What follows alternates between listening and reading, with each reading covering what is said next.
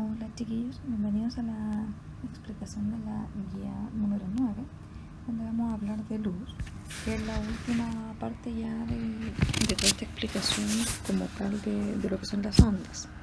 Ya recuerden que vimos todo este tiempo, el primer semestre vimos lo que eran las ondas, y ahora últimamente estuvimos viendo más específicamente el tema del sonido, que es una onda, ¿cierto?, que tiene sus ciertas características y cumple con las condiciones de onda que hemos visto antes. Entonces ahora vamos a analizar la luz, que tiene algunas cosas un poquito más complejas quizá, y por eso le vamos a dedicar una clase completa a este tema de la luz, ¿ya?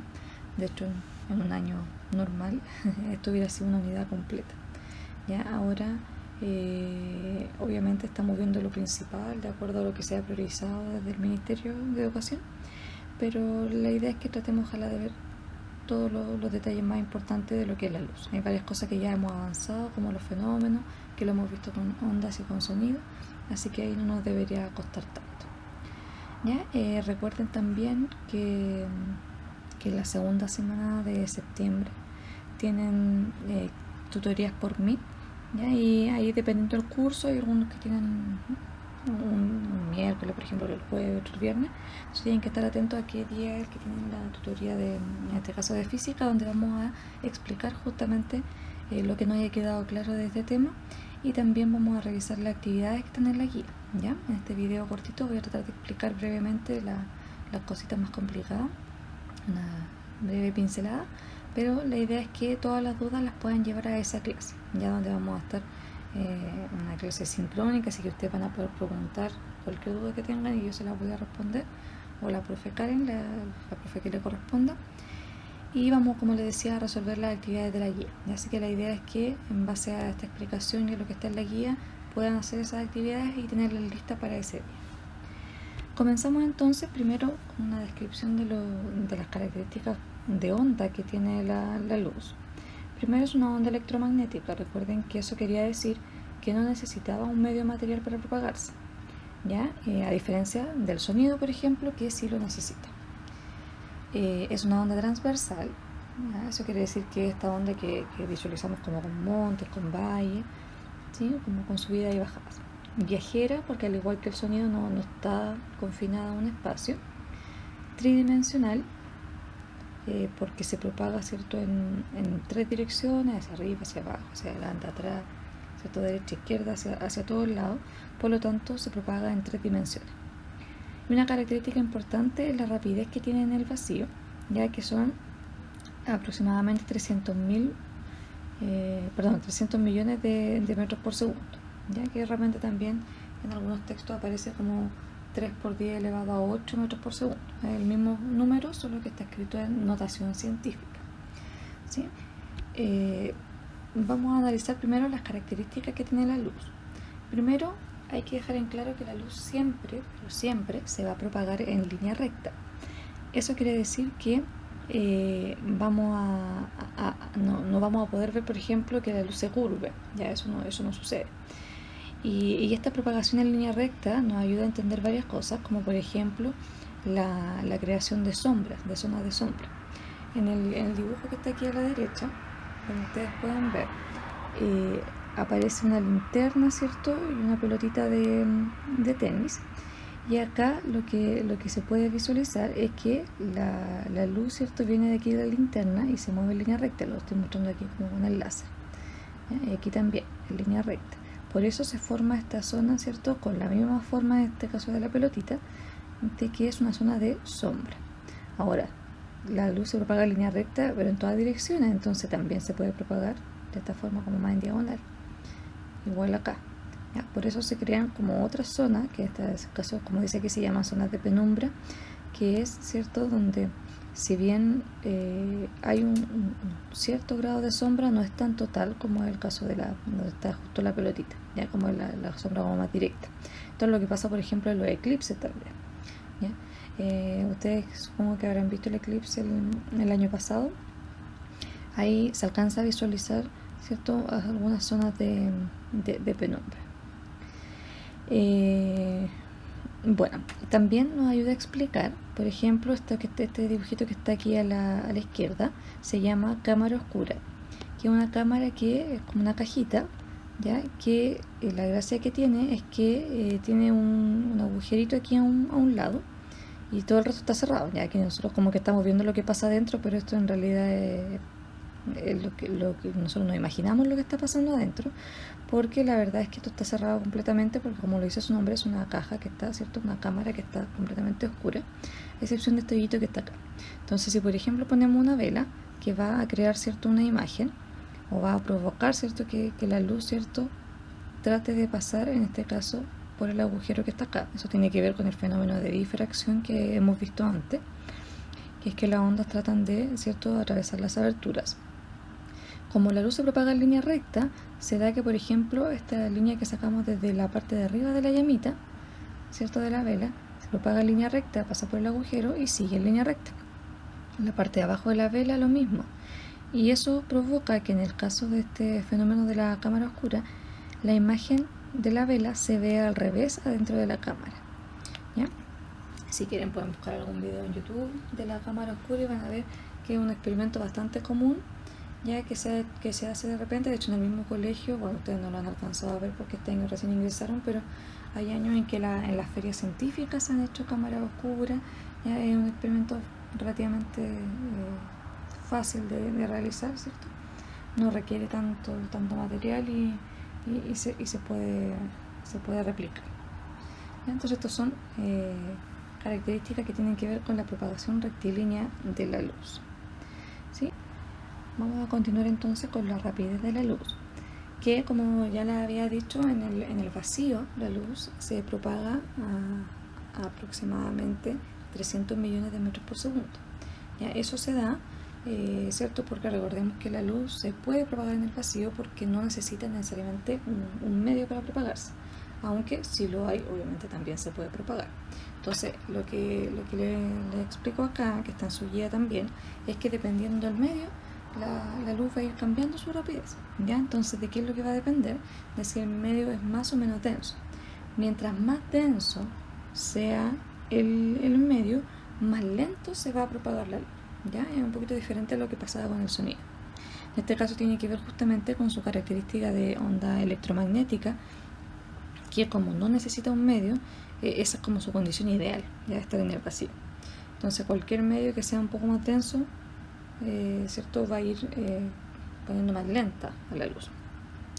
Por eso, por ejemplo, en lo que están aquí anotados, donde se visualiza más lenta sería en el diamante, ¿ya? Porque el diamante, ¿cierto?, es un material súper duro, súper denso y por lo tanto provoca que la luz baje su velocidad. Otra característica importante es cierto cómo nacen estas teorías de cómo se funciona, por decirlo así, de cómo se comporta la luz, a lo que vamos a denominar teorías de la naturaleza de la luz.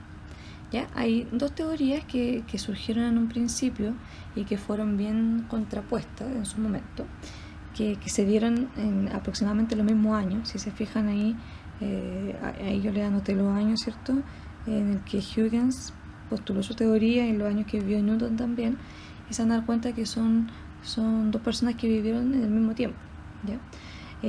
Bueno, por un lado teníamos a Christian Huygens, que es un físico y matemático holandés, que él planteó, él se puso, ¿cierto?, a pensar cómo podía él clasificar a la luz, y se dio cuenta de que cumplía con ciertos fenómenos que se asociaban a las ondas, ya, como la reflexión, como la refracción. Entonces él dijo, bueno, si se comporta, ¿cierto?, con estos fenómenos que asociamos a las ondas, entonces la luz tiene que ser una onda, ¿ya? Y por eso él plantea su teoría ondulatoria, o sea, él planteaba que la luz se comportaba como una onda.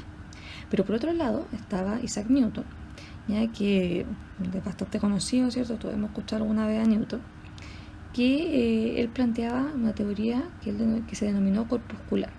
Porque ¿qué era lo que él decía? Dice, ya, bueno, Huygens por su lado, ¿cierto?, él dice que cumple con las características de una onda.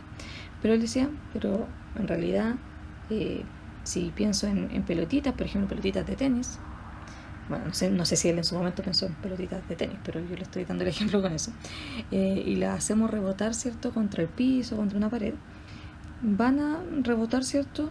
Con el mismo ángulo con el que venían. Entonces eso sería la ley de reflexión. Entonces él dice, ya cumple con la reflexión, pero él la explicaba con esta forma, ¿cierto?, de corpúsculo que se le llama, ¿cierto?, a pelotitas como él se imaginaba, ¿cierto?, que se componía la luz. Eso es lo que se ve acá. Entonces él dice, así como las pelotitas rebotan, la luz hace lo mismo. Entonces la luz está compuesta por pequeños corpúsculos, decía, que es lo que está visualizado, ¿cierto?, aquí. O sea que hay una ampolletita y por un lado tenemos a Huygens con su teoría y por otro lado a Newton. Obviamente en su momento, como espero que ustedes se imaginen también, la gente le creyó un poquito más a Newton, ¿ya? Más que nada porque era más conocido, ¿cierto? Tenía como un poco más de reputación. Huygens no era tan conocido, entonces decían, no, si lo está diciendo Newton tiene que ser verdad. Entonces fue un poco más aceptada la teoría corpuscular. Hay que reconocer, sí, que en general fue aceptada un poco más por el hecho de que era Newton el que la planteaba, ya, porque la teoría de Huygens explicaba un poquito más de cosas, ¿cierto? No tenía tantos vacíos, por decirlo así, y por lo tanto tenía un poquito más de sentido, ¿ya? Pero la gente le creyó más a Newton.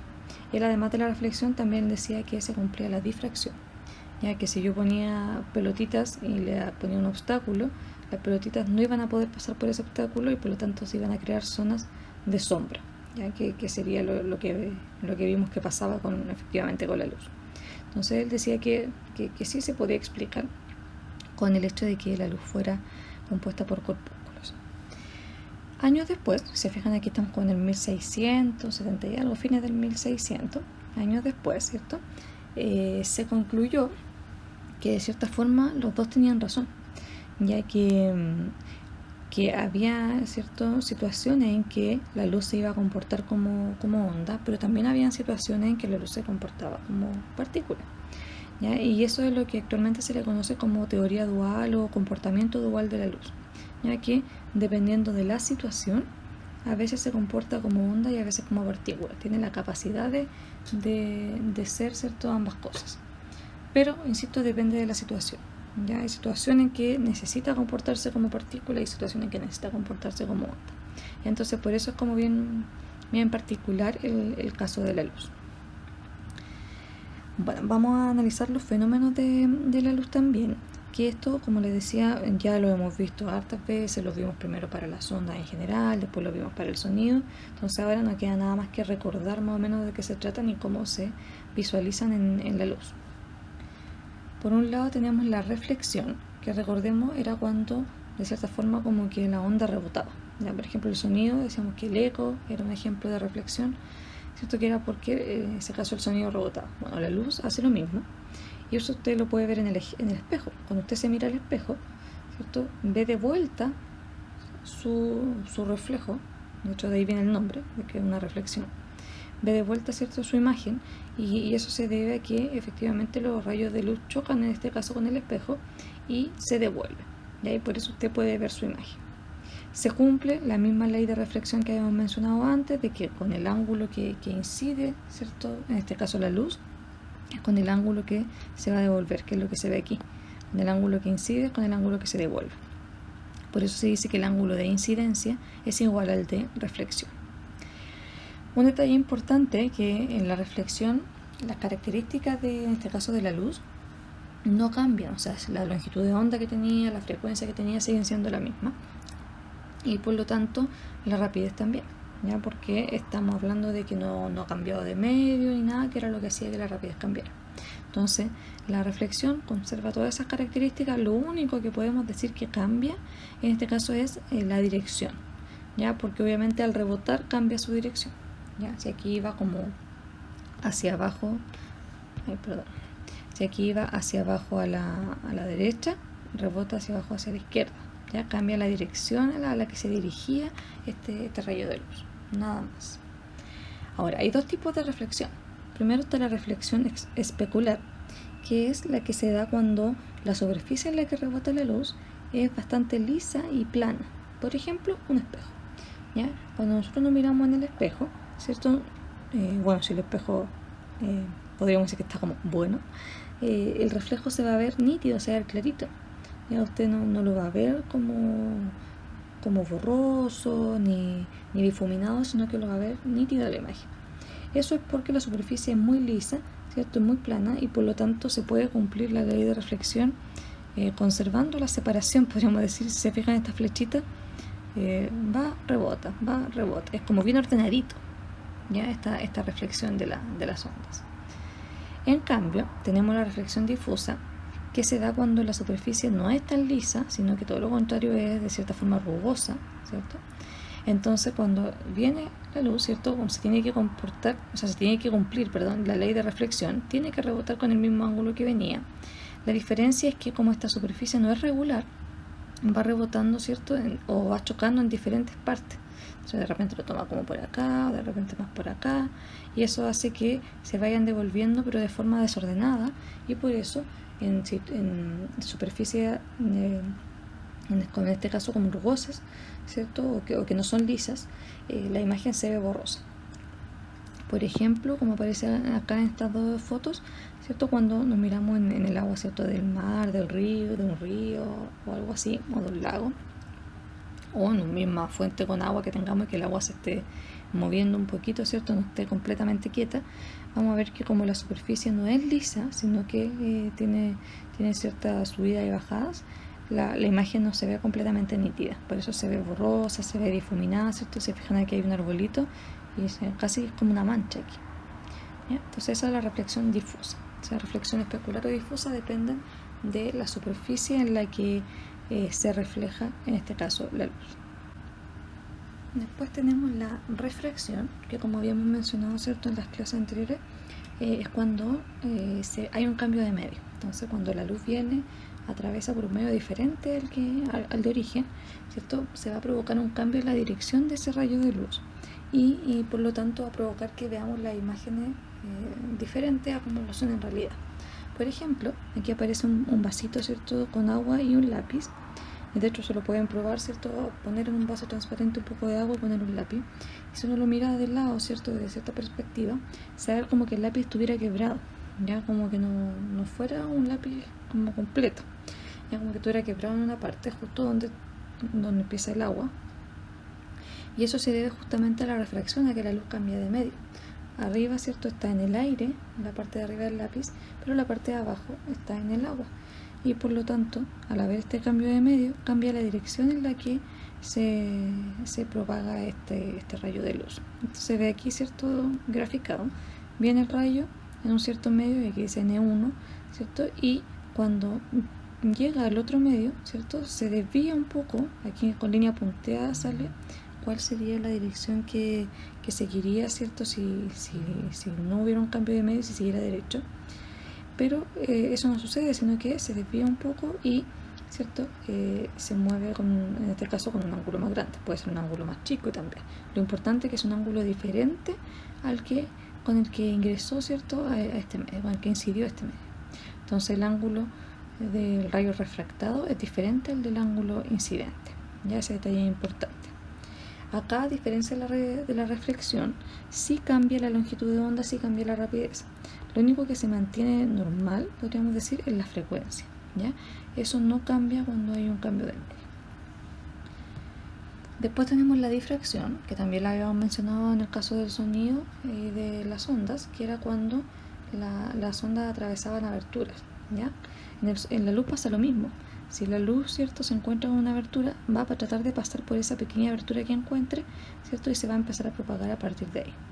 Y aquí hay un ejemplo de rendijas, que sale que hay una primera rendija, pasa por ahí, se pilla con dos rendijas, pasa de nuevo, pero el patrón que se ve al final, cuando choca con una pantalla, ¿cierto?, no es una luz como completita, por decirlo así, sino que tiene como rayitas, ¿sí?, donde hay parte de zonas de oscuridad y zonas brillantes. Bueno, también depende de la abertura que haya, o sea, mientras más grande sea la abertura, la difracción va a ser menor porque la onda va a tratar de seguir como normal o como venía. En cambio, si la abertura es muy pequeñita, se va a empezar a propagar a partir de ahí, ¿cierto? Y hay como dice aquí, mucha difracción, ya se refiere a que varía harto el cómo se propaga la onda. Y por último tenemos la interferencia, que antes también la habíamos mencionado, que era cuando dos o más ondas se superponen, ¿ya? Como dice ahí, para componer una nueva onda. Entonces en este caso, si por ejemplo aquí viene la onda, se pilla con dos rendijas, van a ser dos fuentes diferentes de luz, ¿ya? Una sale por acá, que es la que está como con un naranjito, y esta de acá que es la que está con negro, pero estas se van a empezar a chocar, van a haber puntos donde, ¿cierto? Como que se suman estas ondas y puntos donde como que se restan, ¿ya? Y eso provoca que al final se vean zonas más brillantes, que es donde se sumaron estas ondas, y zonas oscuras, que es donde estas ondas como que se restaron, ¿ya?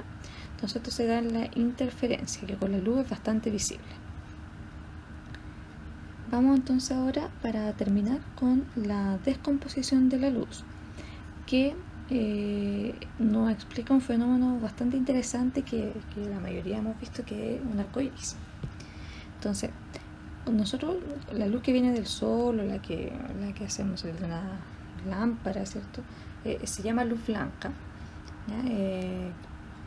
Porque uno no le ve un color, ¿ya? La luz que viene del sol, de repente cuando uno es chiquitito la dibuja amarilla, como por el sol, que uno siempre lo dibuja amarillo, pero esa luz en realidad no tiene un color.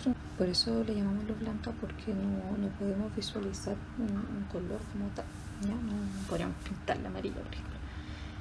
Lo importante acá es que esta luz no es tan blanca como uno se la imagina, sino que en realidad está compuesta por todos los colores, ya que es lo que se ve un poquito aquí en la imagen con el prisma. Un prisma es un elemento que tiene como forma triangular, ¿ya? Y que es transparente. La siguiente creo que sí, ahí se ve, por ejemplo, eso sería un prisma. Entonces cuando la luz viene, ¿cierto? Y choca con el prisma, como cambia de medio, aquí se ve con la refracción. En la refracción entonces cambia la longitud de onda, ¿cierto? La rapidez, lo único que se mantiene es la frecuencia. Entonces, como se van descomponiendo, ¿cierto?, en estas diferentes longitudes de onda que componen la luz blanca, es posible visualizar los colores. Y aquí es donde nace, por ejemplo, el arco iris. El arco iris se va dando por las gotitas de agua que hay, ¿cierto?, en el ambiente, y que refractan la luz. De hecho, de repente uno, cuando la luz rebota en algún objeto similar a un prisma, ¿cierto?, de transparente que tengamos en la casa, algún pote para algo, una pecera, no sé, algo así, ¿cierto? Podemos ver de repente pequeñas franjitas que se ven de colores, y es justamente por esto, ¿ya? Porque esta luz que viene blanca entonces se descompone en las diferentes longitudes de onda que hacen los colores, y que es lo que se ve aquí, ¿ya? Si se fijan, el rojo, por ejemplo, tiene una longitud de onda mucho más grande que el naranjo, que el verde, que el azul, que el violeta, y así al revés. Pero como cambia su longitud de onda, cambia la frecuencia también. Por ejemplo, acá el como moradito que está abajo al final tiene una frecuencia, este de acá tiene una frecuencia mucho más grande que los que están acá arriba, que el rojo o que el naranjo, porque tiene mucho más ciclos al mismo tiempo que este de acá.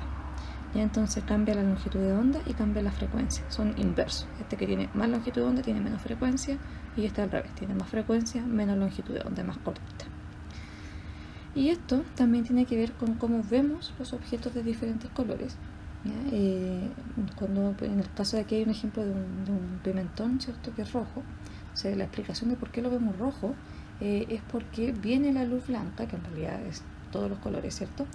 Y cuando llegan, en este caso, al objeto, que nosotros lo vemos rojo, lo vemos así porque lo que hace es, el objeto es absorber todos los otros colores y se refleja solamente el rojo, ¿ya? Y eso hace que nosotros lo veamos de ese color, porque tiene la capacidad de absorber los otros y reflejar el color rojo. Aquí abajo hay otro ejemplo, en el medio amarillo, ¿cierto? Lo vemos amarillo porque lo que hace es absorber el azul y, ¿cierto?, reflejar en parte, bueno, no es como amarillo amarillo, es como un amarillo verdoso.